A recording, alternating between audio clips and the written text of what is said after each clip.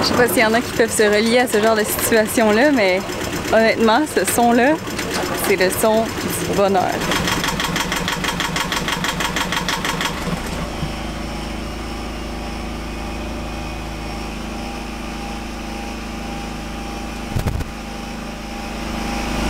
C'est parti du premier coup.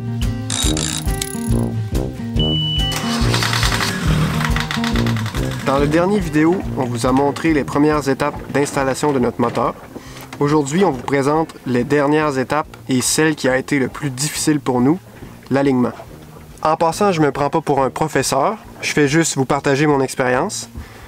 Si vous voyez que j'ai fait des erreurs ou que j'aurais eu des choses à améliorer, gênez-vous pas de les dire en commentaire.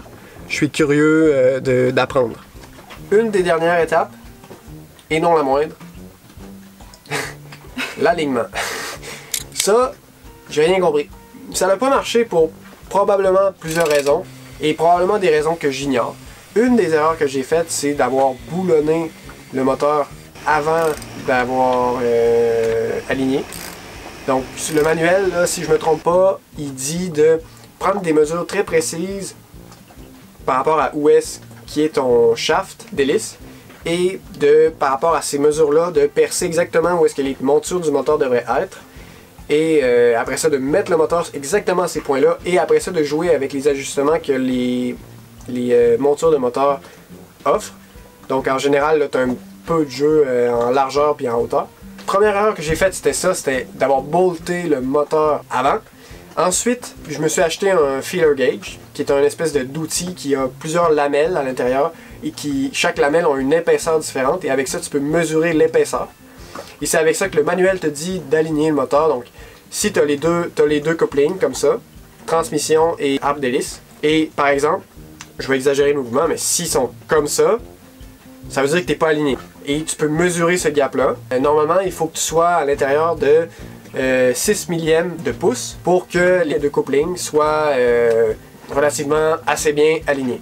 Donc j'ai travaillé avec ça autant que je pouvais et c'était vraiment difficile pour moi d'atteindre un résultat à l'intérieur de 6 millièmes de pouce. Un autre problème que j'ai engendré en fait, c'était que mes deux couplings n'étaient pas faits pour aller un dans l'autre. Normalement, tu as l'arbre d'hélice et la transmission qui se joignent ensemble et ça, normalement, tu as un mâle et une femelle qui s'emboîtent naturellement un dans l'autre.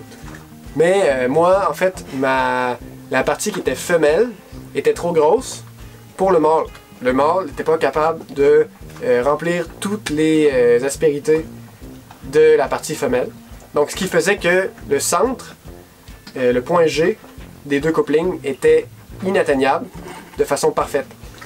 Donc, pour remédier à ça, j'ai fait faire un nouveau coupling femelle qui va sur l'arbre d'hélice. Et ça, normalement, j'étais capable de trouver le centre et d'aligner plus correctement le moteur. Chose que c'est certain que ça va aider. Par exemple, j'ai mal pris la mesure du diamètre du shaft. Et j'ai dit au machiniste qui a fait le nouveau coupling, je lui ai dit que mon shaft était de 1 pouce, tandis que mon shaft était de 25 mm. Chose que en réalité, il y a, je crois, 1 point quelques millimètres de différence. Donc je me suis fait avoir par ça, c'est par inexpérience. Et ça fait que là, tu arrives sur le shaft et le nouveau coupling, ben il y a un petit jeu dedans. Donc oublie ça, tu seras jamais capable d'aligner. À partir de ce moment-là, j'ai comme mis un peu le projet sur la glace. En voie moi, ce que je pensais, c'était de faire commander, de faire faire un autre coupling de la bonne grosseur, ce qui serait l'idéal en fait, ce qui serait le plan le plus long terme, le meilleur plan. Bon, ça c'est tout ce que moi j'ai fait, c'est tout le volet que moi j'ai fait et que j'ai pas eu de succès. En bout de ligne, c'est Patrick que vous avez connu dans notre dernière vidéo. Qu'on parle de l'histoire du voilier Exode, qui sont nos très bons amis. Patrick, ce que lui a fait, c'est qu'il a, en fait, sachant que tu as un jeu entre le shaft et le nouveau coupling de 1.5 mm, ben, tu te dis, si tu es capable de remplir ce jeu-là avec quelque chose qui a une épaisseur uniforme, donc si tu peux chimer le shaft, ben c'est ça qu'il a fait en fait. Il a chimé, et là, croyez-le ou pas, Mais Ça n'a pas de bon sens. il a chimé le shaft avec des morceaux de canettes d'aluminium, de canettes d'eau pétillante. Je tiens à préciser, c'est de la Lacroix à la mangue. C'est Donc, full exotique. Avec des canettes d'eau pétillante, Lacroix à la mangue, Patrick il a chimé le shaft, mais avec 2 épaisseurs, là, ça fitait exactement. Ça rentrait à la serre, il sentait que ça rentrait vraiment serré. Donc, et ça a fait en sorte que le coupling sur le shaft a pu trouver son centre. Et ensuite, nos 2 couplings, transmission et shaft, ont pu trouver leur centre parce que j'avais le bon mâle et femelle. Et ça, en bout de ligne, après le travail minutieux et incroyable et Flamboyant. flamboyant et Exotique. exotique et magistral de Patrick, ben le moteur il a été en fait aligné. Honnêtement, si je suis inquiet de quelque chose, ça me trotte dans la tête puis je suis pas capable de me sortir ça de la tête jusqu'à ce que ce soit réglé. Puis honnêtement, le moteur il est aligné selon moi très bien. Très dans mon seuil de tolérance. Il vibre moins que notre ancien moteur.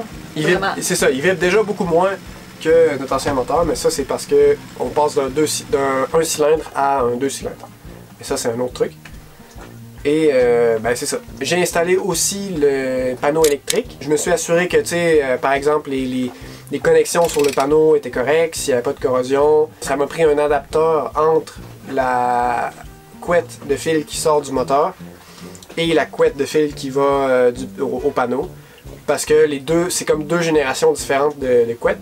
Et je me suis assuré aussi de bien comprendre ce que je faisais, tu sais. J'avais pas trop... l'électricité, c'est pas un domaine que je trouve simple et facile à régler si tu as des problèmes, donc je me suis assuré le plus possible. Et il restait juste à le partir, en fait, tourner la clé puis le partir à ce moment-là. Et ce qui est fou, c'est que l'ancien moteur, moi j'étais habitué, pour le partir, c'était assez fastidieux comme procédure. J'ai été surpris parce que après tout ça, tu sais, tu te dis, c'est la première fois que tu fais ça, tu te dis, bon, est-ce que ça va marcher?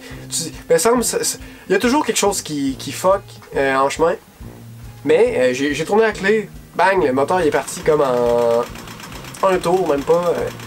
Là, J'ai quasiment fait un saut, tu sais. Ouais, j'ai quasiment fait un saut, j'étais surpris.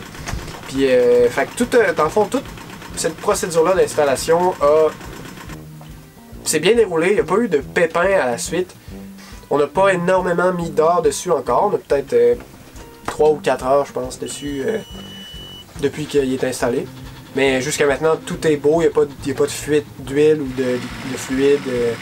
Il n'y a rien d'inquiétant. Donc je me dis, à partir de là, tout est beau. Je sais pas quoi dire d'autre. En fait, c'est une réussite en fait, qui nous a fait passer par plusieurs défis dans lesquels j'ai appris beaucoup.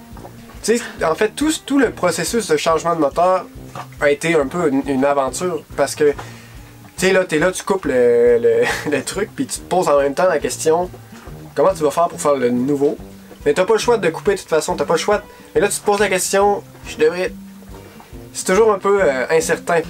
Mais tu sais, ce qu'il faut se dire, c'est que faut avoir confiance, puis en fait, tout se fait.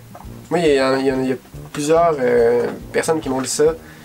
Puis c'est ça qui fait en sorte que, tu sais, aujourd'hui, tu sais, mettons, tu dis changer le moteur, ben, regarde, il y en a qui le font, pourquoi pas moi?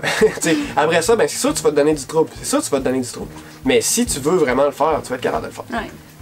Puis je pense que c'est un bon truc à faire parce qu'après, ben, il y a comme plus de mystère, ou beaucoup moins de mystère, je devrais dire, sur le moteur, chose qui, en bout de ligne, honnêtement, si vous écoutez présentement puis que vous avez suivi jusque-là, déjà là, good job! Chapeau! Vous faites preuve de beaucoup de patience.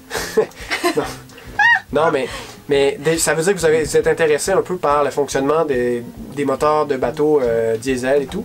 Et honnêtement, moi, il y a 3 ans, je connaissais rien au moteur diesel. Et c'est pas nécessairement une mécanique qui est très complexe. En tout cas, dans les moteurs que moi j'ai eu, donc c'est des moteurs plus vieux où est-ce qu'il n'y a pas d'électronique. C'est des moteurs qui sont simples. Comme navigateur, c'est très intéressant de pouvoir réparer le plus de trucs possible soi-même. Parce que des fois, sur l'eau, ben, on n'a pas accès à des mécaniciens et tout. J'espère que ça peut vous éclairer un peu sur ça ressemble à quoi faire l'installation d'un moteur inboard diesel soi-même. Moi j'aurais trouvé ça le fun d'écouter un gars qui a fait cette opération-là avant. Moi je l'aurais écouté avec plaisir avant de le faire moi-même. Je l'aurais même écouté avec plaisir avant de partir par culture générale. Donc j'espère que ça vous a plu. Et suivez vos rêves. Suivez vos rêves. Merci d'avoir écouté. Si vous voulez nous encourager, vous pouvez mettre un j'aime en bas de la vidéo. Aussi laisser un commentaire et encore mieux vous abonner à la chaîne. Ça nous aide full. Ça nous aide beaucoup en fait. Ça nous aide plus que vous pensez. Puis c'est une façon gratuite de nous encourager. Et parce que nous, on veut continuer à faire ça le plus longtemps possible. Et on veut... c'est ça. Puis on aime ça, faire ça. On aime ça. Bon ben sur ce, bye tout le monde. Merci d'avoir écouté la vidéo. Salut les amis.